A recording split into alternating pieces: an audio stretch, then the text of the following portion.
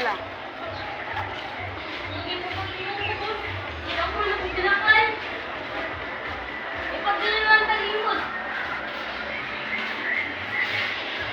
Kalong natingin mula sa top creative curling contest our first elimination night.